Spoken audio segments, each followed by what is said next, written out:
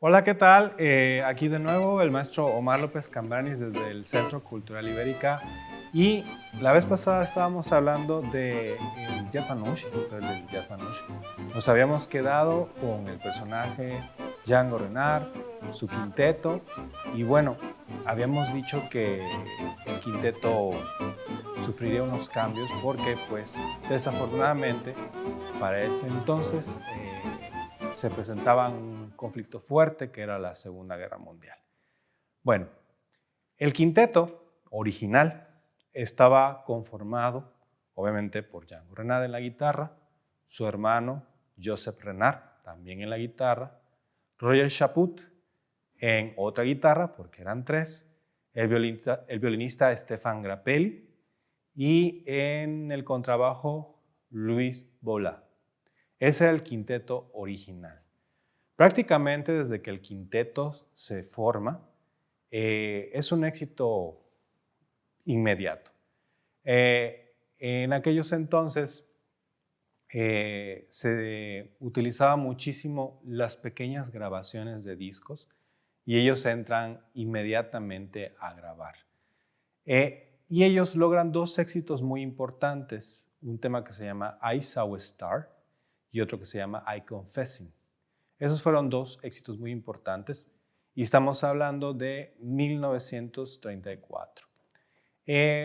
Durante ese periodo, antes de que empezara el conflicto, tenían muchísimas participaciones en radios, presentaciones en vivos en el Hot Club y otros lugares. Empiezan a tener muchísima fama y Django se empieza a consolidar como un guitarrista de jazz muy virtuoso, muy interesante y sumamente llamativo. Llega 1939 y en el mes de septiembre ya se desata el conflicto bélico como tal y eso hace que el quinteto tenga de cierta manera que desintegrarse. Ellos tenían una gira en Inglaterra y deciden completar esas fechas, pero Stéphane Grappelli, por las circunstancias de la guerra, decide quedarse en Inglaterra, pero Django no. Django se asusta por las alarmas de los bombardeos, etcétera, y decide simplemente no quedarse en Londres. Parte otra vez hacia Francia, deja colgado las fechas que tenían ahí y pues bueno, queda prácticamente terminado el quinteto. Entonces, Django, de cierta manera un poco inocente, no sabe lo que se avecina en Francia. Para 1940, que ya es la ocupación de la Alemania nazi sobre Francia, bueno, Django sigue tocando dentro de ese círculo de músicos, pero como les comento, de cierta manera muy inocente porque él no sabía que había persecuciones de judíos y de gitanos, y él era un gitano.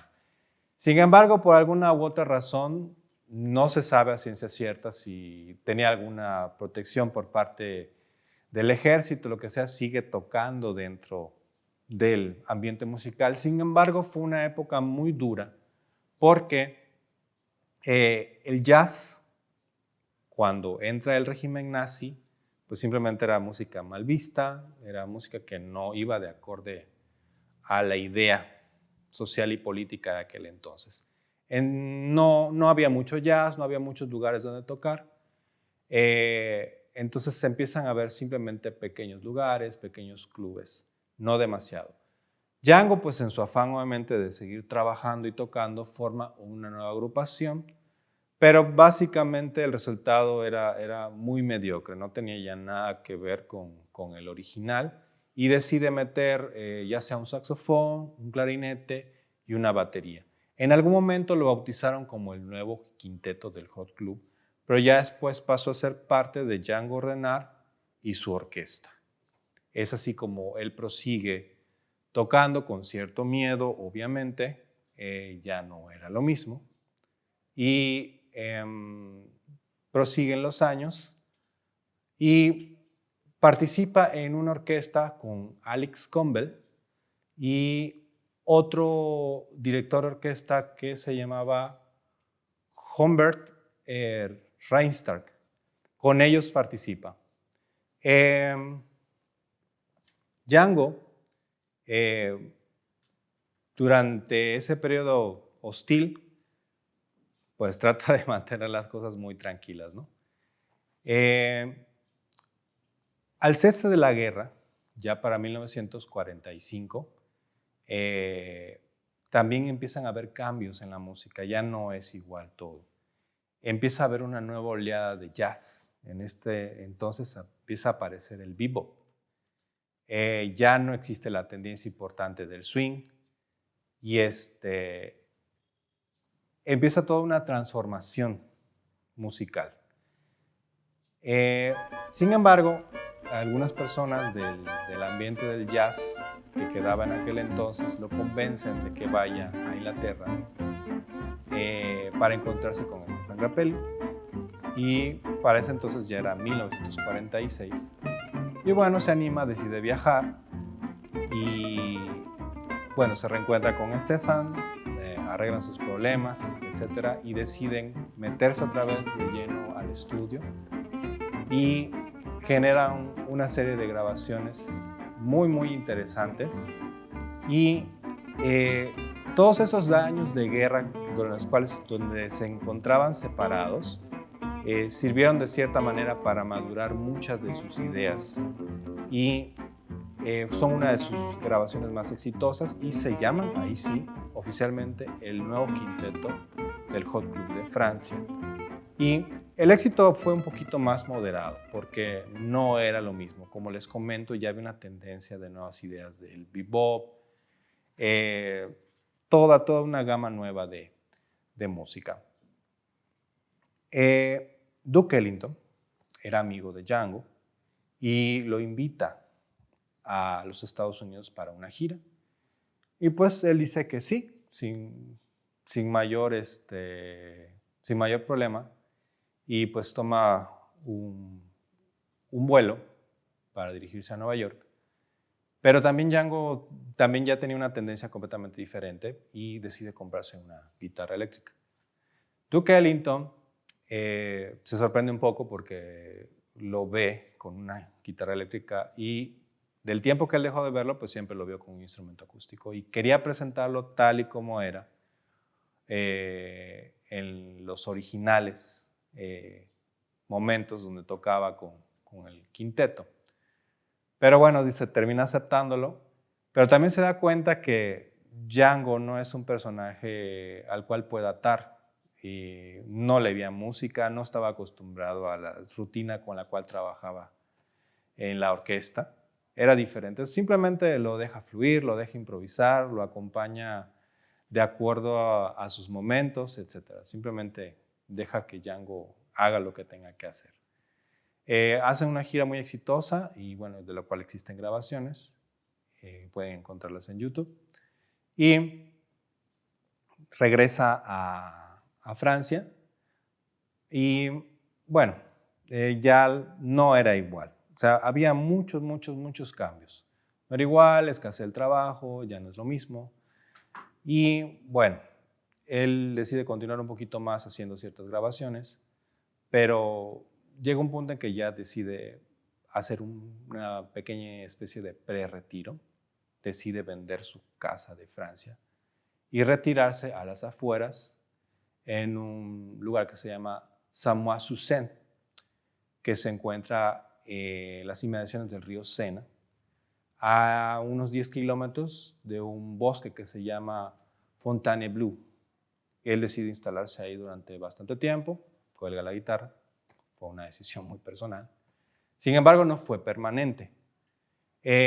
Para 1952, él regresa otra vez a la música, pero en este momento ya más adaptado a la época, ya más adaptado a las nuevas ideas del jazz, más adaptado a toda la corriente que venía, y ya no tenía nada que ver el Django de inicios con el Django de ese momento. Ya era un Django muy involucrado con la nueva tendencia, con el bebop, con ese sonido más moderno.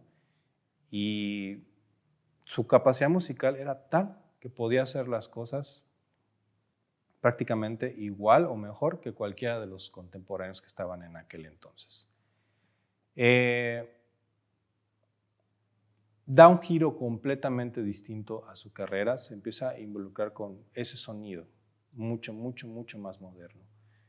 El 15 de mayo de 1953 ingresa al hospital, se empieza a sentir muy mal y al día siguiente, el 16, desafortunadamente fallece.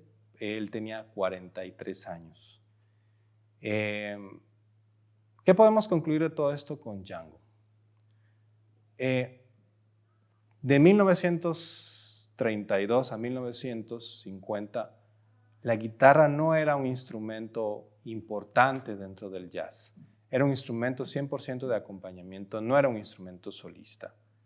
Y aunque Django no fue el único, pero sí fue uno de los más icónicos e importantes, que hizo de la guitarra un instrumento muy destacado como solista, que le dio mucho realce a la música, que le dio mucho aporte al jazz y haciendo de ese instrumento algo que no se había visto en aquel entonces. Existe una época antes de Django y una época después de Django. Todo lo que vino después, con sucesores y demás, su legado sigue vivo, sus ideas siguen ahí y más adelante platicaremos sobre los músicos que vienen después de Django. Bueno, espero se encuentren muy bien, espero les parezca interesante el tema de la cápsula y bueno, nos vemos muy pronto para otra parte más sobre los sucesores del Jazz Manouche. Muchísimas gracias. Juntos transformemos Yucatán. Gobierno del Estado.